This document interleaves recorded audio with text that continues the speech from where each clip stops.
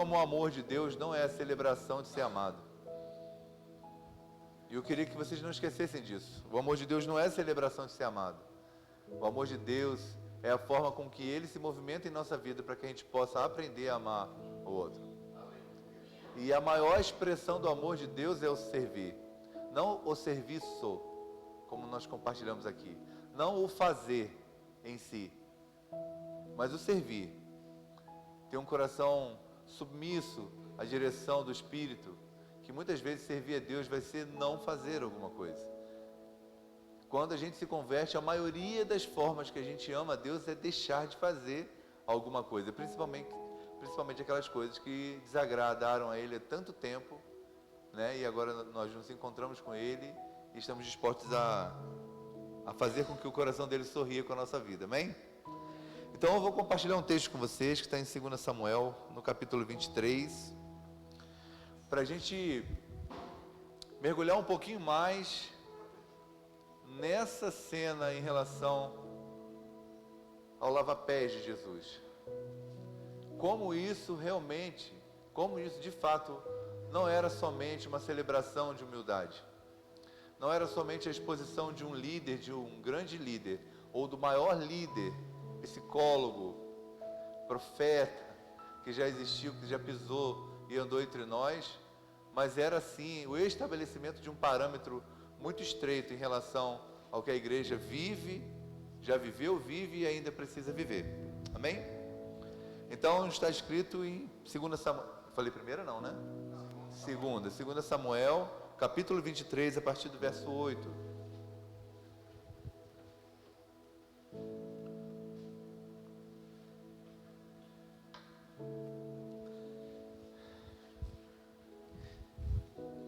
Podemos? Quem não achou, diga misericórdia.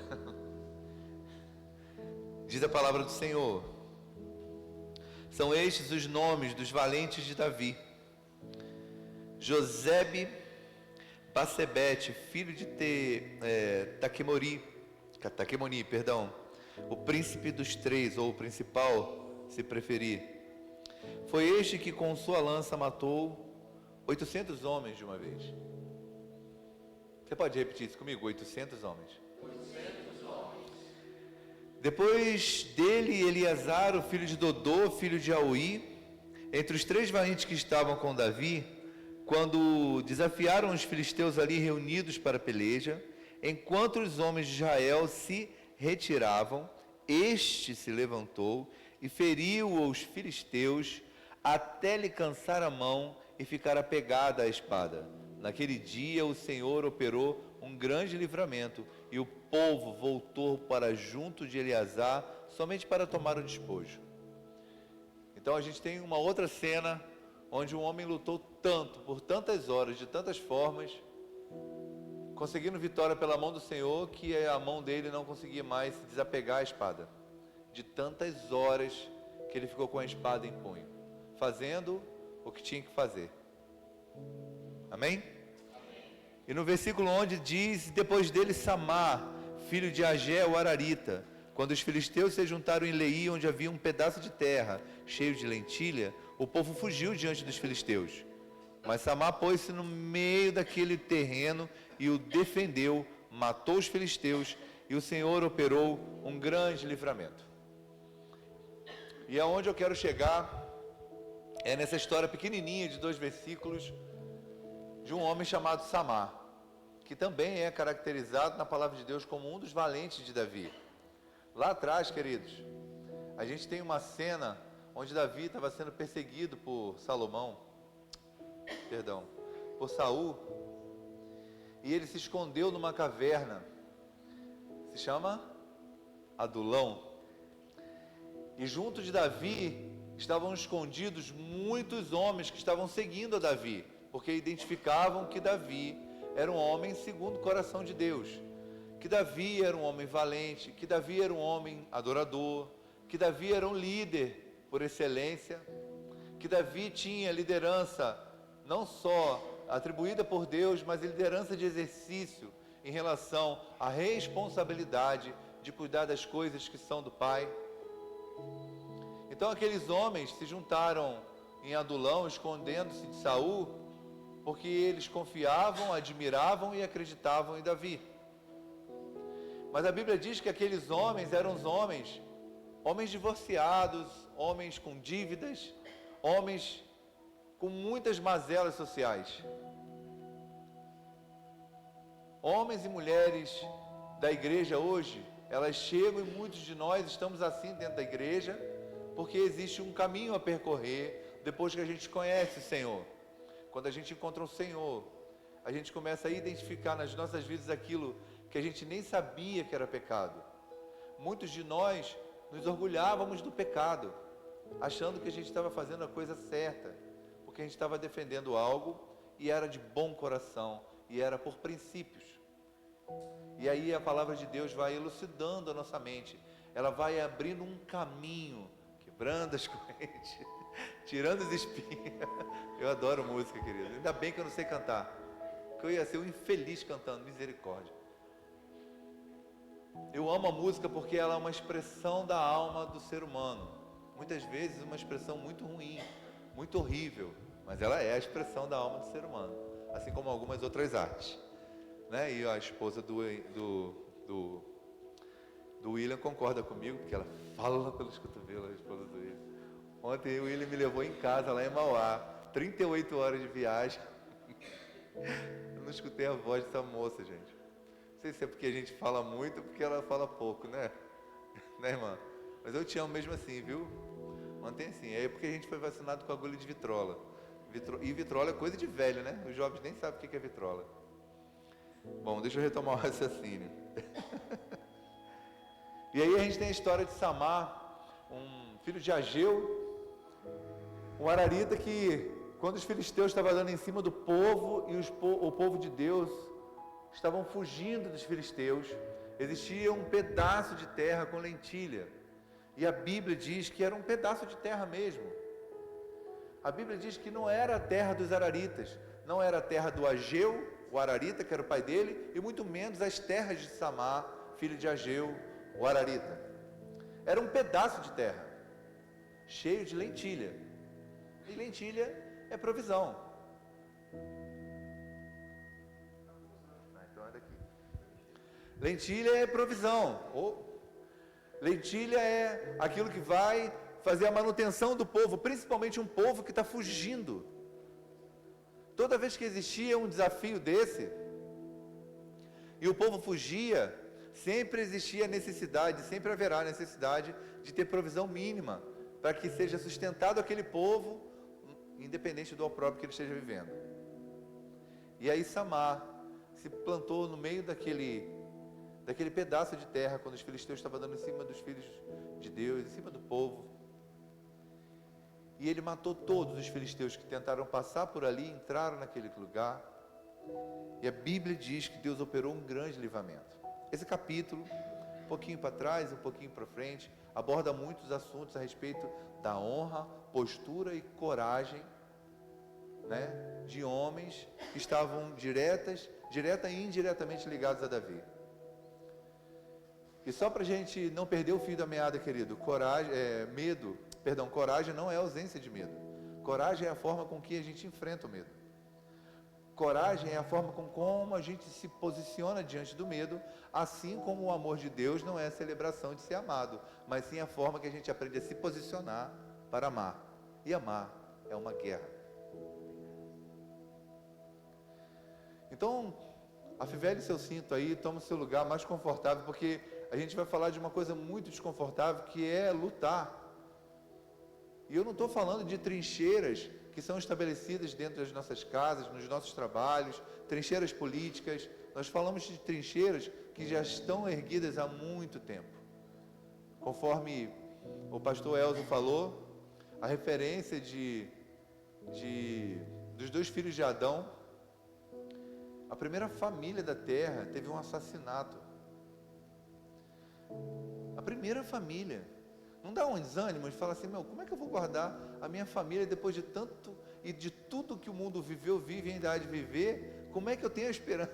Se uma família que saiu do jardim do Éden, que Adão nem sei se tem umbigo não, como a gente falou aqui, qual é a esperança que é para mim e para esse homem aqui que é mais brucutu que eu, que ele falou, dois cabeças de porco, sabe? A gente é duro, irmão. A gente é enjambrado para lidar com algumas situações, mas que a gente está pronto e disposto a viver as situações, a gente está. Entendeu? Assim como Pedro, que era um cara sanguíneo também. E aí, a gente entende que por entender uma situação posterior, por olhar minimamente para frente em relação ao povo que estava fugindo dos filisteus, Samar identificou, até mesmo porque ele vinha sendo ministrado, discipulado, e tinha a vida espelhada num homem que tinha uma liderança, num homem que enfrentou leões e ursos para proteger as ovelhas do seu pai. No mínimo ele pensou, eu não posso deixar isso acontecer. Ou, como diria minha avó, aqui não, violão. Não é assim? Alguns mais velhos falavam assim. Então ele se posiciona, ele pega a sua arma, não está descrita no texto, e ele enfrenta aquele povo raivoso, sanguinário e muito numeroso dos filisteus, e todos os que passaram por ali se frustraram. Provavelmente, os pedaços de terra daquele lugar, o pedaço de terra daquele lugar era tão pequeno que passou toda a multidão dos filisteus atrás do povo, e os que tentaram passar por ali e tentaram pegar Samar e tentaram se apossar desse lugar ou minimamente destruir, eles foram frustrados. A guerra continuou, queridos. Até hoje não parou. Então, a gente entende a posição de um homem que não era um soldado, ele era valente. Ele não estava regimentado nos exércitos, nas fileiras dos exércitos do Deus vivo de Israel. Não, ele era um valente, e nem era um valente de Deus, ele era conhecido como um valente de Davi, que era um homem de Deus. Eu não sei se você sabe, para quem, eu não vi quem estava visitando a gente aqui, né? Assim como eu estou visitando. Mas a gente, quando anda congregado, nós somos conhecidos pela vida do nosso pastor. Então, quando a pessoa fala, você é lá do pastor Wagner, é essa frase, né? Você é lá do pastor Wagner. Ele não fala daquela igreja, mal sabe o nome da igreja, tudo.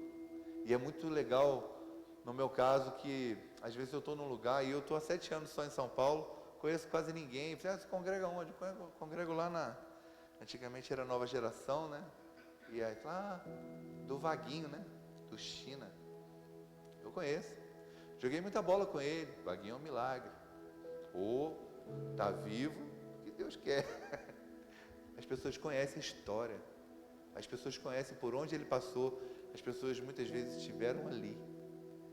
E o pastor Wagner já saiu desse lugar uns 30, 35 anos. E as pessoas ainda estão ali, dando testemunho daquele que saiu. O povo chegou em Jericó e Deus falou, vocês vão lá primeiro observar, vocês vão subir aos muros. Quando eles subiram os muros de Jericó, que tinham cerca de 6 metros de altura por 9 de largura, as pessoas moravam no muro, e uma prostituta chamada Raabe acolheu aqueles espias, escondeu, mas como assim? Será que ela queria fazer um programa com esses homens? Não, ela recolheu eles e falou assim, eu tenho ouvido falar das grandezas do Deus de vocês, do que Ele tem feito. Como? Quem falava das grandezas de Deus para uma prostituta dentro de um lugar idólatra fechado por uma muralha gigante? Quem? Por que não tem como esconder? Porque de Deus não se zomba somente? Não, porque se eu vou ao céu, Ele está. Se eu vou no mais profundo abismo, Ele vai estar. Como eu posso me esconder de um Deus que faz tantas e tantas e tantas coisas soberanas? Então alguém que não era nem cristão, de repente tomado por pavor, encontrou ou se deitou com uma prostituta chamada Raabe, ou vendeu alguma fruta para ela numa feira de sábado e disse, olha, você tem ouvido falar das grandezas, das coisas tremendas que o Deus de Israel, o Deus de Abraão, de Isaac e de Jacó faz? Mas dependendo do coração, essa semente cresce. Dependendo do coração, essa semente fica quicando como se fosse num chão de ferro e a informação só fica aqui. É por isso que a gente não se posiciona. É por isso que a gente não toma a espada de fogo, o escudo da fé, a couraça da justiça e permanece de pé. Eu sei que vocês não vão conhecer, esse é corinho de fogo de 30 anos atrás. A irmã tá velha, né, irmã? Ah não, fala assim, minha mãe que eu via, fala, não sou eu, é minha mãe que eu via. É, porque a gente ouve essas canções lindas agora, mas você ouvia na igreja, tinha uma pessoa que batia aqui, ó, tinha um homem com um pandeiro que era ensurdecedor, querido, o pandeiro numa igreja. A ponto de alguém dizer, isso não é de Deus, não é de Deus, esse pandeiro. Mas tinha alguém no altar, encorajando o povo, assim como o pastor Elzo encorajou vocês de uma forma diferente, assim como eu vim fazer aqui agora, assim como já foi feito de tantas outras vezes e ainda vai ser feito. Mas a pessoa cantava, desembainha sua espada, te prepares para lutar. Eu nunca ouvi essa música na igreja, querido. Nunca ouvi, eu tenho 25 anos de crente. Só ouvia quando eu chegava do baile funk, às 3 da manhã, 4 da manhã, quando a minha mãe não estava na vigília, eu ia pegar ela na vigília para ir embora para casa. Eu chegava em casa, ela estava dormindo, mas o radinho está lá. Te prepares para lutar. Olha o grande desafio, vão tentar te derrubar. Neste grande desafio, o inferno armado está. Mas com a espada de fogo está o grande Deus Jeová. Aleluia! Se cantasse isso hoje, meu irmão, alguns dos louvores que a igreja de uma forma geral, nem se tocava mais.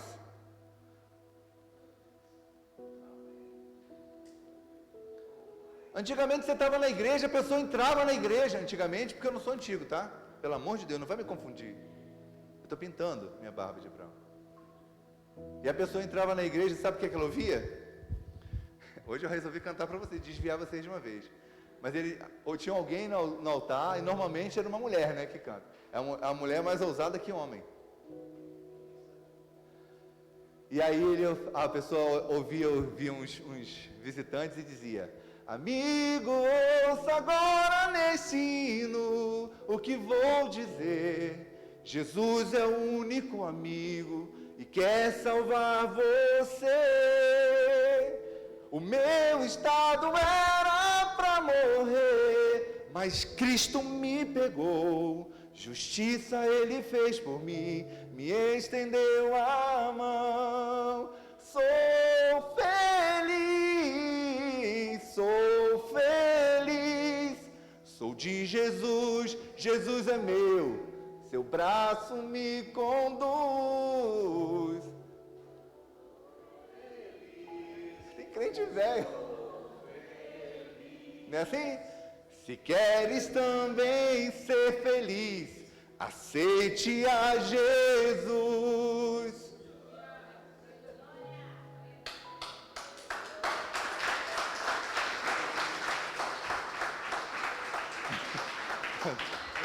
Vivi para ver isso. Entendeu? Será que nós evoluímos como igreja? Sem dúvida, queridos. Sem dúvida. Ninguém consegue dar um nó na gente, a não ser que a gente deixe isso aqui de mão e fique ouvindo alguns Brunês na internet. E eu amo a vida do irmão Brunet, tá?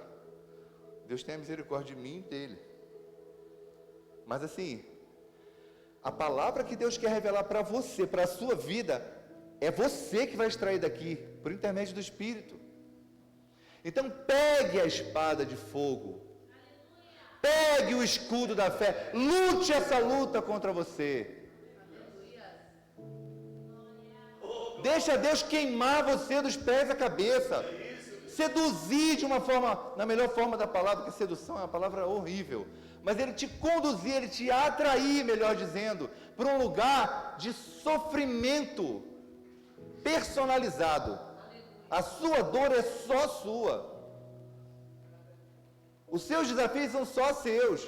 Todo mundo aqui pode perder alguma coisa, o mesmo tanto de dinheiro, uma pessoa querida pode perder a mesma oportunidade. Nós vamos sentir, chorar, clamar e responder de uma forma diferente.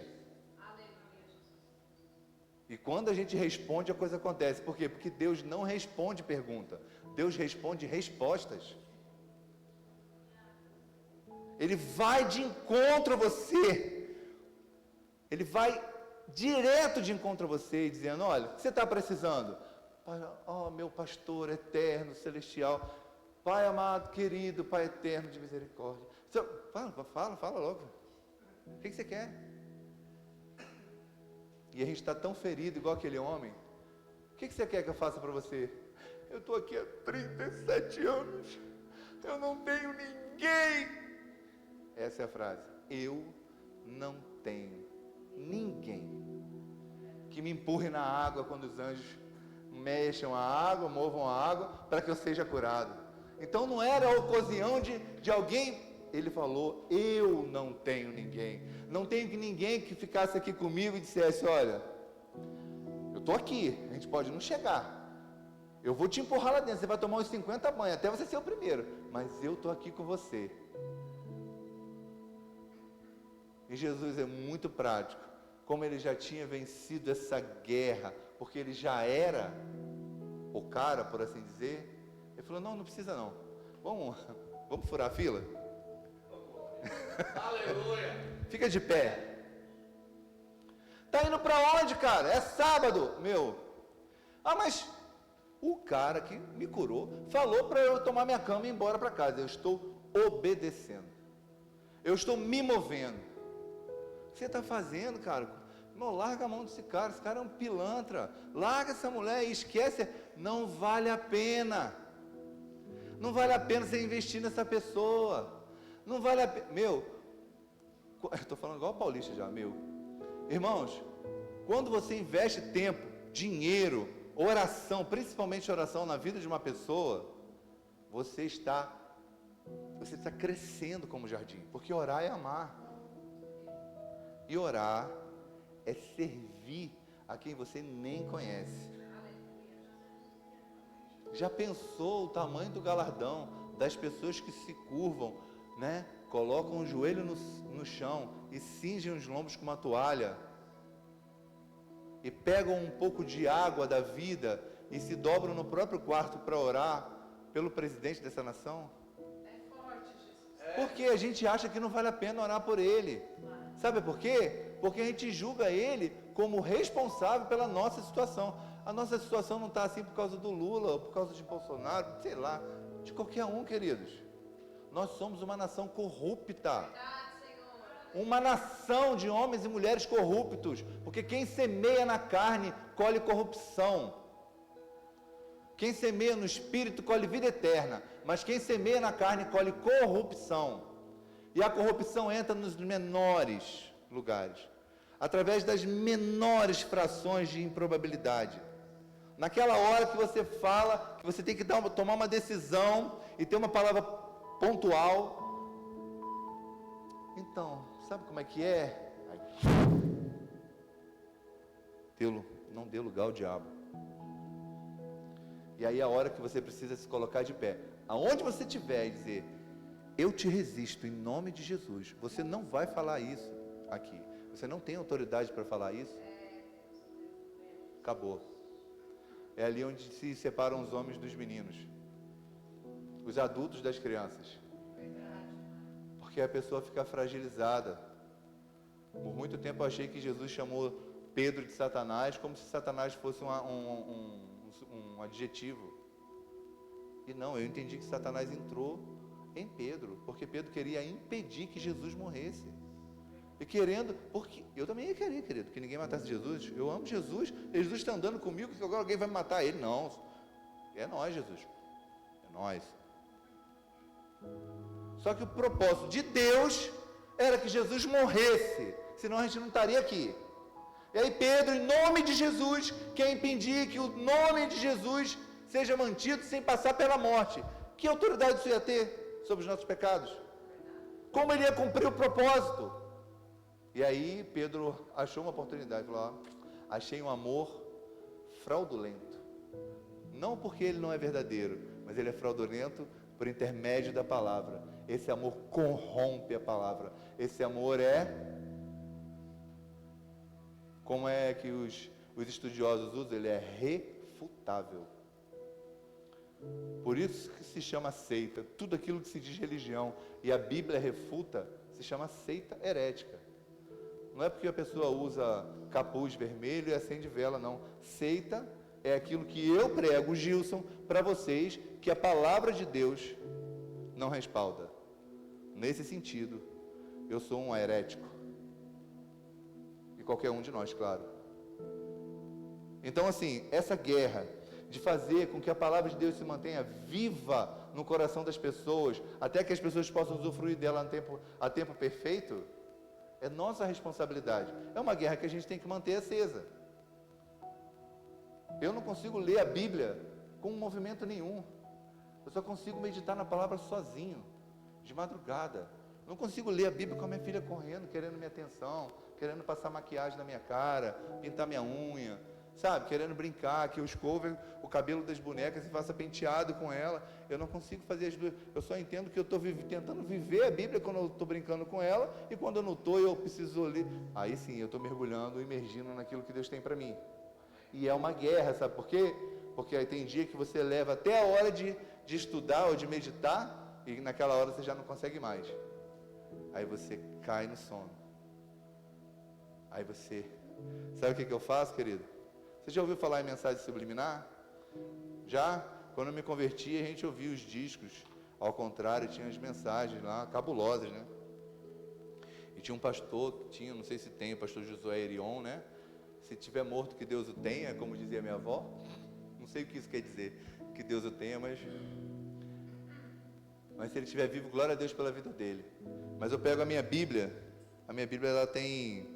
Eu não leio a Bíblia no celular, a não ser em casos oportunos. Mas eu pego o fone de ouvido, coloco o estudo que eu estou fazendo e ponho lá, 2 Samuel. A voz é enjoada. Pensa, o cara que ele traduziu a Bíblia, ele é muito enjoado. É muito, me perdoa, Jesus. Livro de 2 Samuel, sabe? Desse jeito, estavam os valentes de Davi. É enjoado. Mas eu me submeto. Porque ele não está nem pregando, ele só está lendo. Ele só está lendo. E eu coloco o fone de ouvido e deito para dormir. O que eu fiz ontem, por exemplo, cheguei em casa em tarde e eu não tinha condição. O que aconteceu? Quando eu acordei já tinha fritado lá em Apocalipse. Eu escutei o resto do Velho Testamento e o Novo Testamento todinho dormindo.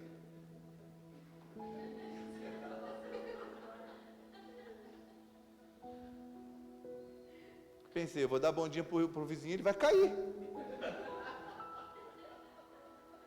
Bom dia, querida, paz. Não sei se eu vou ter esse tipo de experiência. Se eu tiver, não importa o que vão pensar de mim. Coisa de velho, né? Então, hoje eu estou abrindo o baú. Né? Por que eu estou falando a respeito de guerra? Porque lá em João 13, que a gente leu ontem, a respeito de Jesus, que premeditou a sua reunião de ceia, a última ceia com os discípulos, que colocou no coração de um homem para ir lá pegar, separar um cenáculo bem legal, um espaço bem privado para eles terem essa reunião, com um cântaro de água. E eles chegaram lá e os discípulos estavam discutindo quem ia ser o maior no reino de Deus, e Jesus pegou e falou, não, eu vou lavar. Não, você não vai lavar meu pé, disse Pedro. Ele falou, vou, pô. Se eu não lavar seu pé, eu não tenho parte contigo. Ele falou, não, então lava a mão, a cabeça, lava o que você quiser. Eu estou dentro dessa parada, eu não estou nem entendendo direito o que é, não, mas se o senhor disser que eu estou fora, eu não vou ficar fora, eu estou dentro, pode lavar. Quiser rapar minha cabeça, pode rapar. Eu estou contigo, Jesus.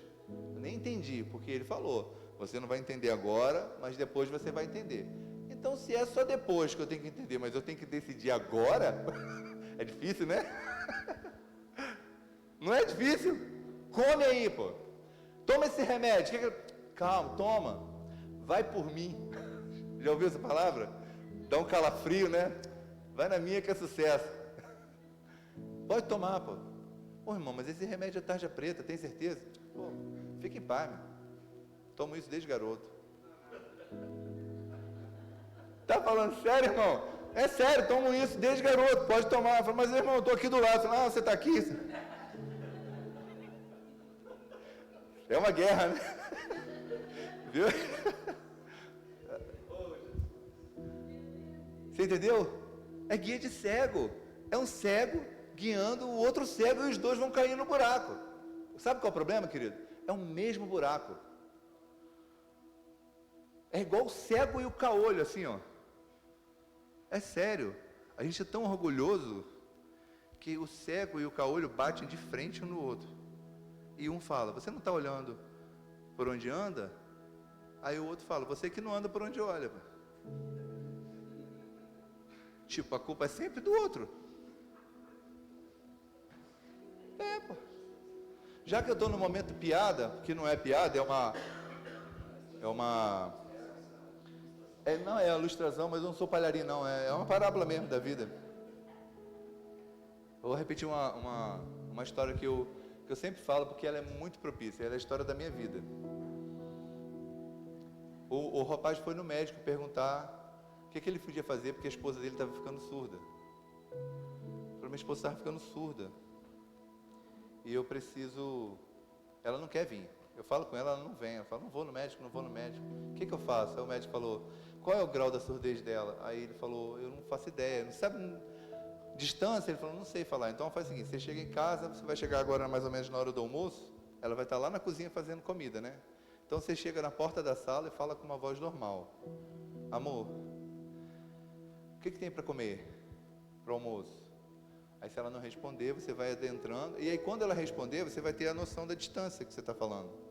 Então você vai me dizer, olha, ela respondeu quando estava da sala, ou do corredor e tal. E ele foi andando. Ela não respondeu, ela foi até a sala, amor, o que tem para comer hoje no almoço? Aí ele andou mais no corredor, ele foi perguntando e andando. Aí ela não respondia. Aí ele chegou atrás dela, ela estava na pia, aí ele chegou atrás dela e falou, amor, o que tem para o almoço hoje? Ela, meu filho, eu te respondi 5 vezes, é frango. 5 vezes eu falei que é frango. É ele que estava surdo. Aí, a moral da história, porque alguém já se viu, pelo menos eu e o grandão ali de barba. Não é, grandão? Nós dois, hein? É Flamengo, né? Você sabe qual a moral da história? Eu nem contei. Você voltou no médico? Esse é o problema. A gente sai desse lugar revestido com um manto de glória, mas não quer dormir com ele, sabe por quê? Porque ele vai ficar mais perto. Você não é alto. Com 14 anos de idade, eu tinha 1,84 m. Eu sempre senti necessidade de dormir, colocando uma coisa no meio das pernas, eu nunca fiquei sabendo. Hoje eu sei que é por causa da coluna. Só que quando você vai dormir, você precisa pegar esse manto de glória e colocar no meio das pernas, porque fica quentinho. E aí, dependendo do seu Rexona, você vai compartilhar a sua glória com a glória de Deus. O ideal é que isso se dissolva, se misture. Sabe por quê? Porque Deus sempre vence. Amém. Glória a Deus. Amém. Ele sempre vence. A vida com o Espírito Santo é assim. Você coloca aqui uma dose de café. Queria muito fazer isso. Eu já falei tantas vezes sobre isso, adoro. Pensa numa dose de café num copo e um jarro de água bem grandão. Aí você chega e a dose de café, o copo é você e eu. Não, você não, você é melhor. Eu, que é ruim. E a dose de café que é pretinho é o nosso pecado, é o meu pecado. Aí você se converte, Jesus vai com o Espírito Santo e bota uma porção de água. Aí vai enchendo o copo, vai enchendo o copo. Cada vez que você ora, cada vez que você se submete, cada vez que você abandona um pecado, cada vez que você perdoa, aí aquilo vai. Daqui a pouco o copo, já viu quando o copo fica com a água quase saindo assim, gordinha para fundo? Aí você olha, você quase não vê o café, não é isso? Está transparente a água. Mas está ali o café, não está? Todinho. Está misturado. Deixa eu te fazer uma pergunta. Você acha que a água deixou de ser água porque ela está misturada com café? Não, mas o café deixou de ser café. Mas ele está todo ali, o desgraçado. Miserável. Só que Deus não desiste. Aí Ele vai, pega, e aí você vem na vigília, e aí você honra a quem tem honra. E aí você não conhece a pessoa mais pelo pecado, sabe? Aquele irmão. Aí, quando você vai fazer menção do irmão, você fala aquele, sabe? E aí você faz referência do pecado do irmão, ou da irmã. Das irmãs não, que as irmãs não fazem isso. Só os irmãos. Você vai deixando essas coisas de lado, e Deus vai colocando a presença de Deus, e o Espírito Santo vai transbordando. Aí começa a transbordar. Aí começa a transbordar. Chega uma hora que só tem água, sim ou não? Mas não é o que Deus quer. E aí Deus vem, pega você, ou eu, que é o copo, e vai dentro do jarro de água e... É isso que Deus quer. Porque vai chegar uma hora que de tanto você dormir com o manto da sua glória, você vai dizer, não, eu quero fazer parte da casa do tecelão. Eu quero aprender a confeccionar esse manto. Porque a glória já existe. Porque João disse em 1,14, e nós vimos a glória do unigênito Filho de Deus, cheio de graça e de verdade. Ele habitou entre nós. Ele andou conosco. Então a glória do Senhor está, e sempre foi, e sempre vai estar. De eternidade a eternidade, de geração em geração. E a guerra que a gente tem é, vem com o peso da sua glória. Vem, Senhor. Vem com o seu manto. Tá? Não é, sabe, isso não é uma música, cubra-me com teu manto de amor. Não é.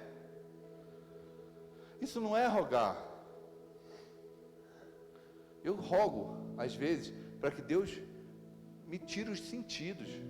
Eu preciso, às vezes, seria muito importante para mim que Deus tirasse meus sentidos e falasse assim, ó, eu vou ter que derrubar esse homem, igual fez com Paulo, para ele poder me ouvir. Para ele poder dizer, não, tá, igual o irmão estava falando agora, que teve um sonho comigo. Logo aquele irmão lá. É ruim que o irmão sonhe com a gente, é difícil o irmão sonhar com a gente. Já conheço a fama dele. Causa tanta confusão que para um é gu, para outro é du. É difícil. Mas assim, quem está disponível, ouve com clareza e fala assim, ó, eu trouxe hoje um mantinho personalizado. Está aqui, ó. Aí o que você vai fazer com ele? Você se vira com ele, né? Assim? E a gente vai se submetendo, e a gente vai se fragilizando e perdendo essa guerra. A vitória está aí. Então agora Jesus está com os discípulos, com uma guerra travada, dizendo, como é que eu vou provar para esses homens que eles têm que lutar um pelos outros, se submeter um pelos outros, amar uns aos outros, sem que eles se matem, sem que eles desejem estar num lugar mais privilegiado que o outro. Não tem como você amar o irmão, e a irmã também não fique triste, se você não honrar ele. É por isso que quando a gente mal entende o que é ser digno de honra e glória, a gente canta, digno de honra e glória, levantamos nossas mãos. Nós contemplamos o Senhor sem ver, sem sentir o cheiro, sem sentir arrepio, sem nada, sabe por quê? Porque por mais frio e calculista que nós sejamos, por mais imersos no pecado que nós estejamos, nós sabemos, Deus está aqui. Aleluia. É tão certo como o ar que eu respiro. E aí você vai, tramita para o outro lado e fala, parece que é difícil só para mim. Não é assim? Isso é um duelo de música. Uma vez eu escutei estava passando, estava cantando essa música. Eu era um bêbado e vivia drogado. Não é assim? É uma música do mundo, né? E dizia, na casa do Senhor não existe Satanás. E é mentira. Existe sim. O cara não sabe. Ele estava falando que não sabia, entendeu? Jesus diz que alguns comportamentos, se o irmão ou a irmã anda assim, é diabo e Satanás, não é assim? Os dois logo de uma vez, é a dupla sertaneja. Então eu não vim aqui para denunciar pecado, nem meu e seu. Eu vim mostrar para vocês que vocês estão numa guerra que vocês talvez não gostariam de estar. E pasme-se, querido. Deus quer levar vocês para um lugar que vocês não querem ir. É muito difícil isso. Porque se Ele desenhar direitinho, a gente não vai querer ir. A proposta... Ô Paulo, levanta aí que você vai sofrer por causa do meu nome. Se eu falar isso para esse cabo, ele não vai. Falando, ô Barnabé, é Barnabé? Não, é Barnabé, né? Barnabé. Ô, tem um cara lá na casa de Simão lá. Ele teve um sonho. Ele está cego, né? Deixa eu te contar uma parada. Ele está cego. E ele sonhou que era você. Oh, ele sonhou que era você que ia botar a mão nele. E ele ia enxergar. Você viu? Então você vai lá, porque eu vou mostrar para ele o quanto ele deve sofrer. Mas ele falou para outra pessoa. Ele não falou para Paulo. Já pensou se a proposta fosse essa? Queridos, vinde a mim, todos vós que estão cansados e sobrecarregados, e vocês vão ver a prova que vocês vão viver.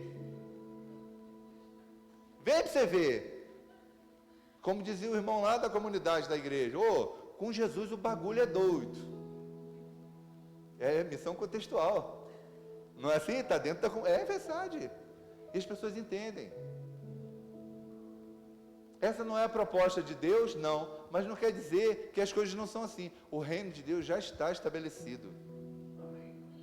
O reino de Deus não é comida e nem bebida. É paz, gozo e alegria no Espírito Santo. Aleluia. É regozijante você saber que você está passando por uma provação por causa do Senhor. Você não está devendo cartão de crédito por causa do Senhor.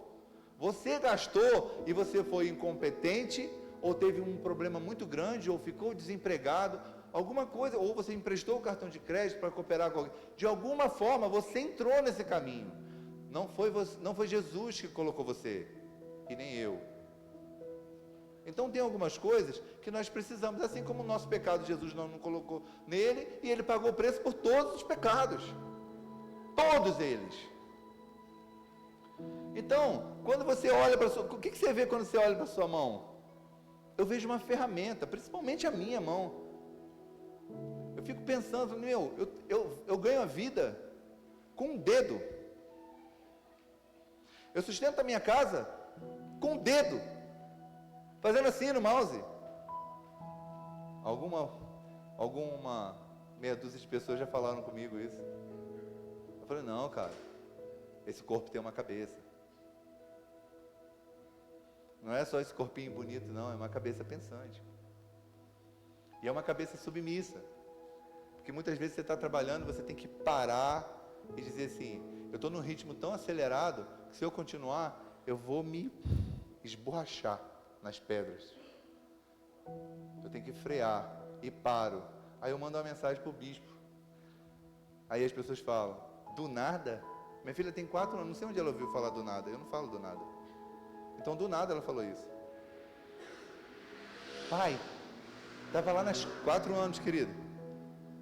Estou assustado já. Estava lá na escola e do nada a tia entrou na sala. Qual o seu nome? Então é um acelero. Com 4 anos eu só respirava, querido. Só respirava. Eu não queria saber. Eu não tinha mais nada na vida. Só respirar o ar que eu respiro. Era muito bom. A nossa vida é uma guerra desde criança. A gente quer se afirmar. A gente quer estabelecer. Mas a gente não quer guerrear. As guerras, as armas das nossas milícias não são carnais. Mas elas são poderosas em Cristo. Por quê? Porque a gente está numa guerra. Então, vamos só falar só um pouquinho. Hoje é até meia-noite, né? Vocês falaram. Vamos lá em Efésios. Nossa, Efésios. Jesus.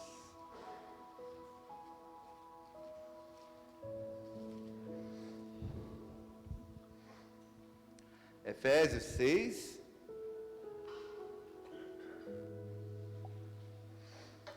Que guerra.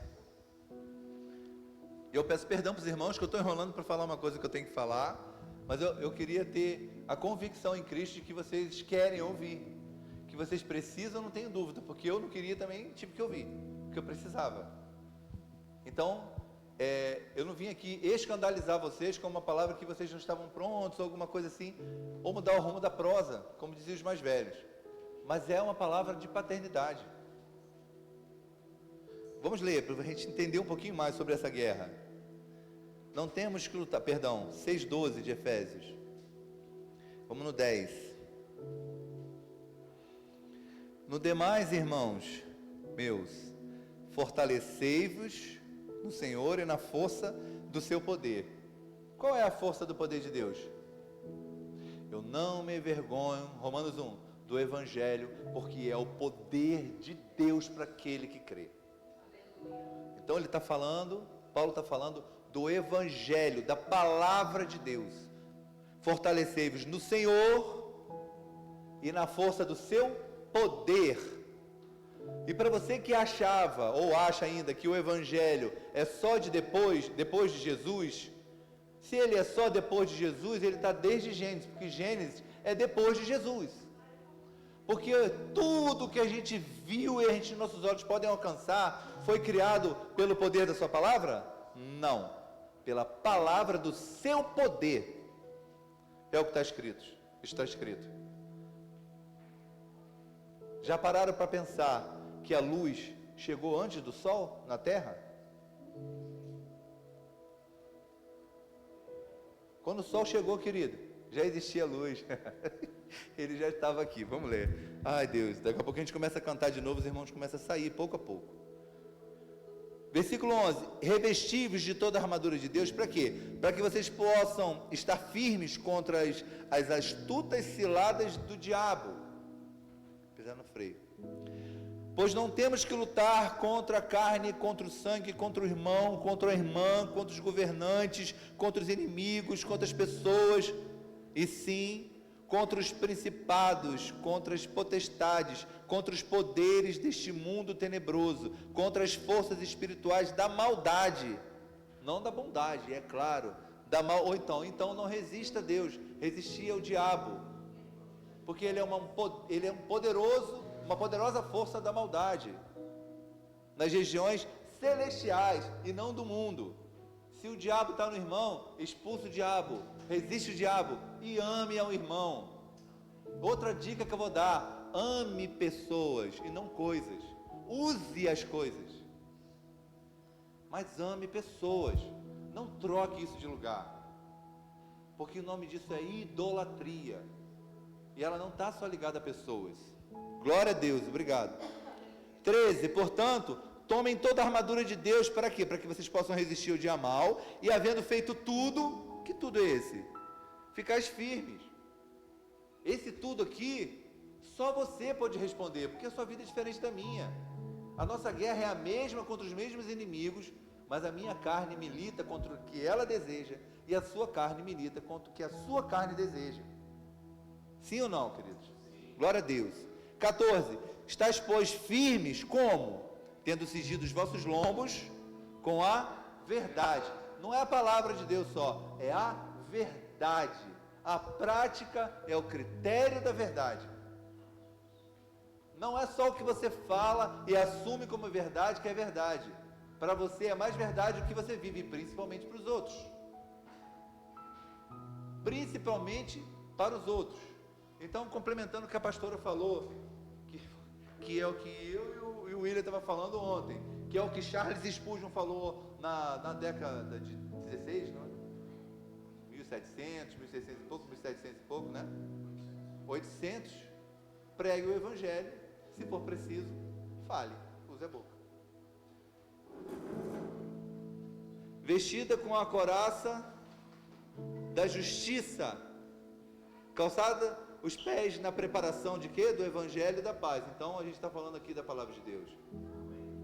É lâmpada para os nossos pés, luz para os nossos caminhos. Amém? Amém. Tomado sobretudo o escudo da fé, com o qual podeis apagar todos os dados inflamados do diabo. Tudo aquilo que a pessoa fala, olha, não tem nada a ver. Olha, a fé derruba isso. Não deixa, a fé não deixa aquilo que Deus construiu até agora no seu e no meu coração ser minado. Já parou para pensar que, como é que é o nome lá? Que o filme do Da Vinci lá, não sei das quantas, pode ser verdade? Aquelas pessoas estudaram bastante, eles têm acesso às informações, é só assim, querido, é uma guerra constante. Tem certeza que foi Deus que te curou? E tem certeza que você está curado? Tem certeza que você vai para o céu? Tem certeza que você está salvo?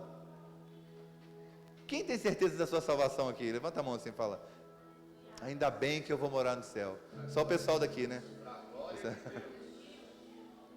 Você não tem, né? Você está cansado, né? Está cansado. Ele fica só assim, ó. Só a mente não para, né? Então o que acontece? Se a salvação é dom gratuito de Deus e não vem de nós para que a gente não se soberbeça, quando você vê uma pessoa arrotando santidade dizendo: não, eu sou um salvo, eu já sou batizado, já desci as águas, vou para a escola dominical, estou até com o adesivo da igreja no carro, estou bem adiantado já esse estágio, né? Estou bem avançado. Que guerra, né? É uma guerra? Não é uma guerra a gente lidar com pessoas assim? Sim ou não, queridos? E como é que a gente combate essa guerra? Resistindo essa pessoa? Os nossos filhos acham que a gente resiste eles. Eles ficam tristes, magoados com a gente. Às vezes quando a Elisa leva um não, ela chora, parece que ela vai morrer, que a alma dela vai cair igual uma bola de sinuca, assim, tim, tim, tim, tim. De tanto que ela fica triste. Porque a gente está sempre tentando agradar, sempre tentando dar um suporte. Não, filha, então vamos lá, o que você acha de fazer aqui? Não. Quando a minha esposa sai, eu pego uma corda lá de acampamento, eu pego a porta do banheiro, amarro a corda na porta do banheiro, vou na veneziana da sala, dou uma volta e tranço a corda pela casa todinha. Parece até que eu vou pendurar carne de sol na casa. Aí pego um cobertor, boto por aqui, dou um nó na ponta do cobertor e faço uma grande tenda. Aí vou com um monte de bichinho e vou lá. Aí a gente manda foto para a mãe dela, brinca. E ela é um sonho. E ali ela dorme. Ela brinca até dormir. Por quê? Porque está seguro. Porque ela foi envolvida num manto de amor, de atenção. Deixa as criancinhas.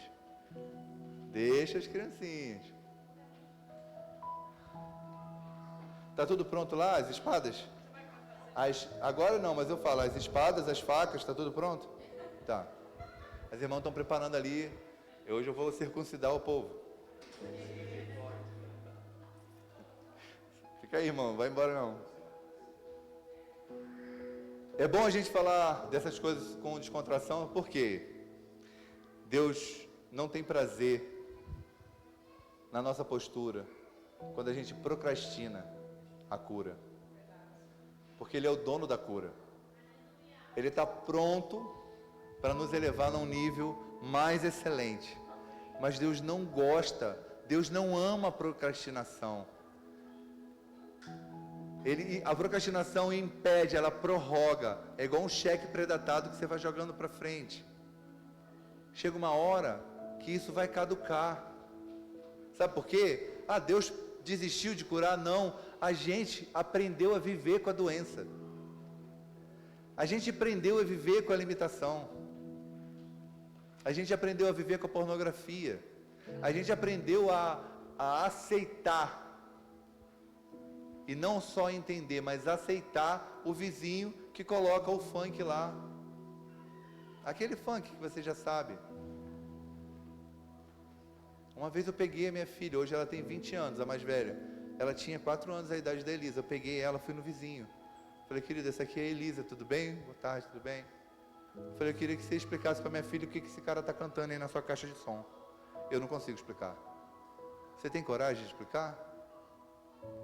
Eu podia dar o exemplo da filha dele, porque ele tinha 2 filhas e um menino, 3 crianças, os 3 com menos de 10 anos. E eu não quis entrar nessa seara, porque aí sim eu ia afrontar ele e era desnecessário. Mas eu falei: eu queria que você me ajudasse. Porque, por exemplo, penso eu, se você consegue conviver com isso, eu tenho que conviver, eu não tenho escolha. Aqui é a minha parede, está vendo aqui? Essa parede é a minha cama, aqui é a minha cozinha, aqui é a minha sala.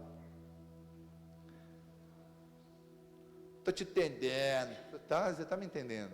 Estou querendo dizer para você, querido, que eu entendo você, mas eu não tenho condição de aceitar isso. Olha a altura desse som. Porque se eu fritasse, igual alguns irmãos aqui, de colocar música evangélica que vocês não gostam, ou outro tipo de música, tipo forró, que no céu não vai ter forró. Forró não vai ter. No céu, não. Entendeu? Eu só queria pedir para você abaixar o som.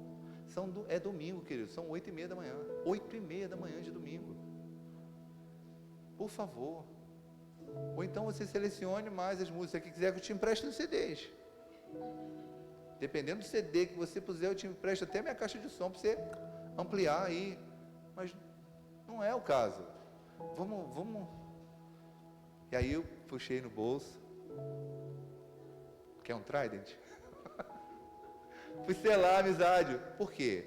Porque é necessário uma oferta de amor. É necessário uma oferta de gratidão a Deus.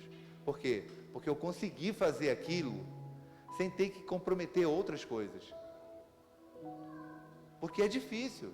Porque tem gente que só vai se for na violência. E como você não vai na violência, nunca vai. Aquilo vai sendo procrastinado. A gente não consegue na paz, mas a gente também não faz o que tem que fazer na oração.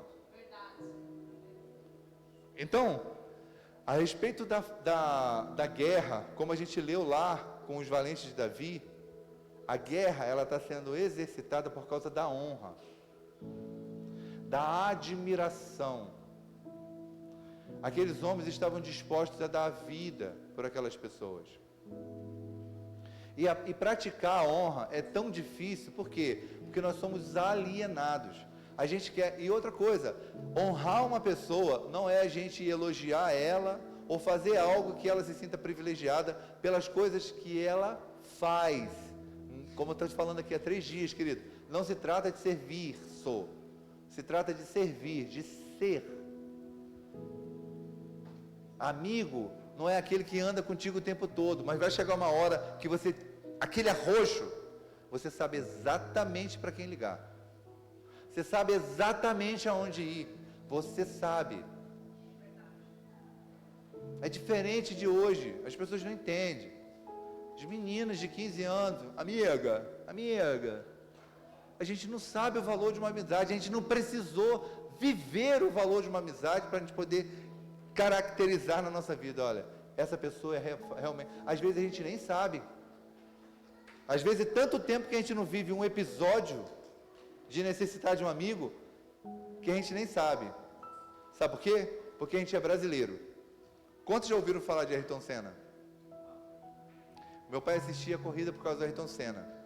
E eu era muito garoto. Mas eu entendia um pouquinho. Eu não gostava. E aí o Ayrton Senna morreu. E aí teve uma grande manifestação no Rio de Janeiro. Grande, muito grande. E uma pessoa, ou um conjunto de pessoas, um grupo de pessoas, fez uma faixa bem grande. E botou num prédio, pendurada de um prédio a outro, nas janelas. Estava escrito na faixa assim: nem nós sabíamos que te amávamos tanto. Você estava ali, você era um brasileiro que nos representava, era um homem de bem, era um homem que não vivia em polêmicas, era um homem de família, era um homem de esmolas, como Cornélio, reconhecido pelo mundo como um homem bondoso, talentoso. A gente nem sabia que a gente amava tanto, a gente precisou perder você para entender. Aí agora a gente vai passar a vida inteira nossa, mas a morte inteira de Ayrton Senna, dizendo que Ayrton Senna era um herói. Nós estamos vivendo num lugar onde as pessoas precisam morrer para elas serem conhecidas como qualquer coisa, não só como heróis. Eu não vou esperar algumas pessoas morrerem para eu reconhecer que elas são pessoas importantes na minha vida. Assim como eu faço com o Senhor, doando a minha vida ao Senhor, e sou muitas vezes contestado por isso, eu sou ofendido por isso, eu sou não entendido ou incompreendido por isso. E muitas vezes eu sou inteligível, eu não sou tão claro bastante a respeito de Deus e as pessoas não me conhecem. Mas hoje eu vim fechar mais essa porta. Não vou ser negligente com vocês. Deus não se agrada com a procrastinação. Eu não sei o que você está... Graças a Deus eu não conheço vocês. Nesse sentido, claro. Graças a Deus eu não sou pastor de vocês. Seria uma honra se pastorear a vida de vocês. Então eu me sinto liberdade por não conhecer o pecado de vocês e aquilo que Deus já pediu para que vocês abram mão. Deus não se agrada em procrastinação. Hoje é o dia que você pode abandonar esse casamento com essa forma de viver. Pelo amor de Deus, eu não estou falando de pessoas nem do seu cônjuge. Eu estou falando não só do pecado direto, caracterizado, mas a forma com que você não se aproxima mais de Deus por luxúria, por preguiça, por cobiça, ou por inveja, ou por vaidade, ou por não entender o irmão, não entender a liderança, de onde você estiver, de qual lugar que você estiver.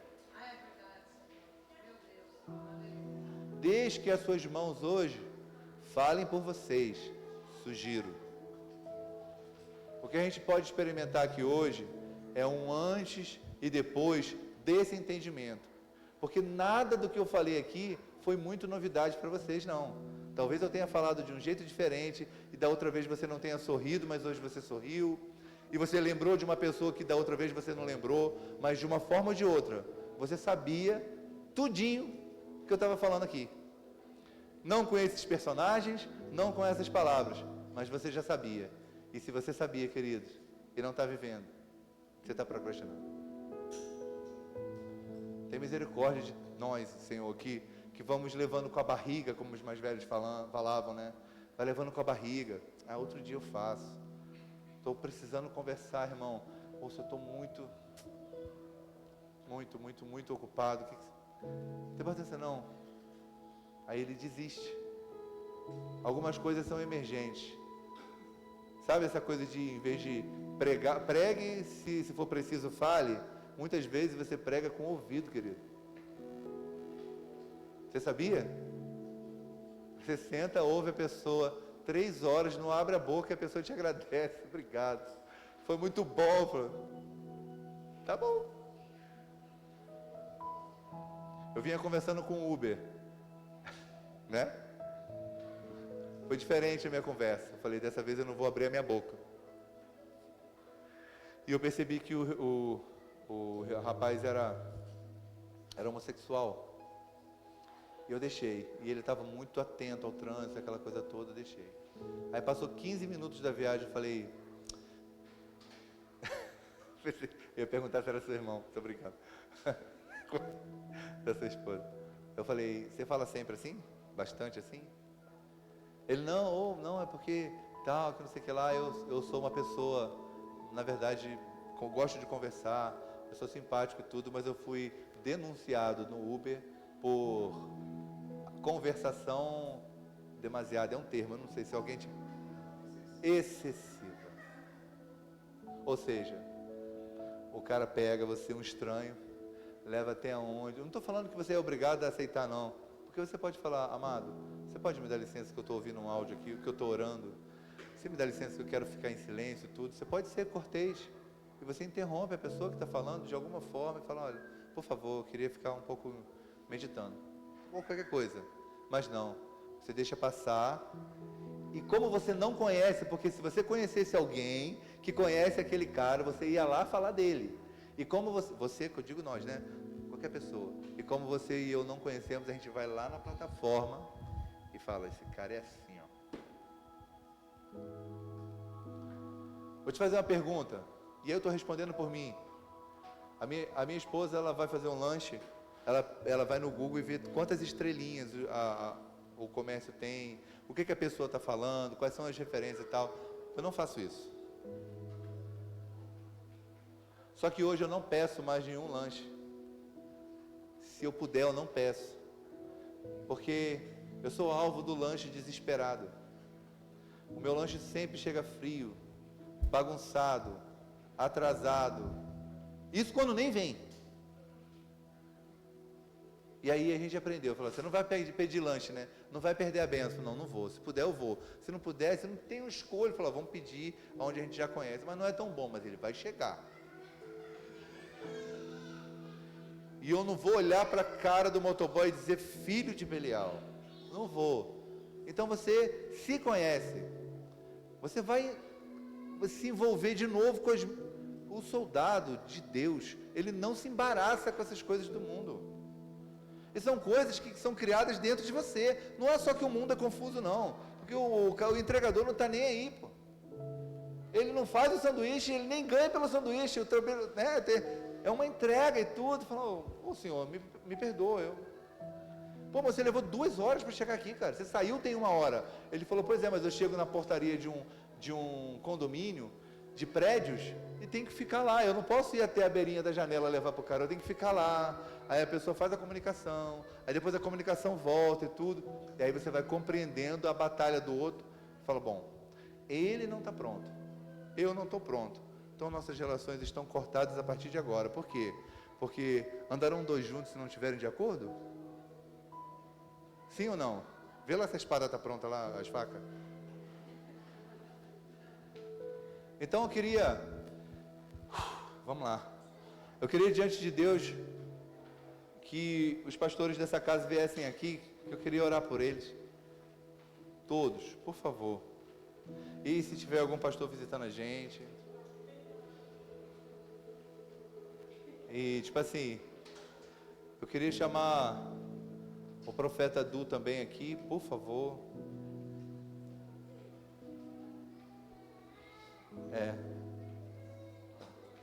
Já visitou 3 vezes? Já veio 3? Mais de 3? Ah, então já era. Como é que é o nome da irmã? Luana. Amém? Então, eu estou expondo essas pessoas que estão aqui, porque é o que elas já fazem. Elas estão expondo a vida delas, todos os dias, direto ou indiretamente, e se não estão expondo mais, é porque ou estão procrastinando, ou estão esperando uma direção, mas não tem outra saída. A gente se expõe, não só pelo Evangelho, mas para alguns a gente se expõe ao ridículo. Para outros a gente se expõe como lobos devoradores. Para outros nós somos só os pastores ladrões. Isso é do jogo. É do business, como diz assim algumas pessoas. Mas independente do que as pessoas falam, do que vocês pensam e do que a gente mesmo pensa sobre isso, existe um Senhor e Deus, um juiz, um justo juiz, que faz com que a gente ande sobre as águas e a gente só perceba às vezes do outro lado. A guerra que a gente vive todos os dias. Então eu falei hoje de guerra, falei ontem sobre o lava-pés, falei sobre religiosidade, que isso tudo está muito intrinsecamente ligado, mas é tudo para dizer para vocês, sabe por quê? O quê? Vocês podem contar com a gente. Porque a diferença entre nós e vocês é só que o pecado da gente é diferente de vocês. Muitas vezes a gente não tem tempo para pecar, por assim dizer. Mas a gente arruma um jeito se a gente quiser. Se a gente quiser pecar, a gente arruma um jeito.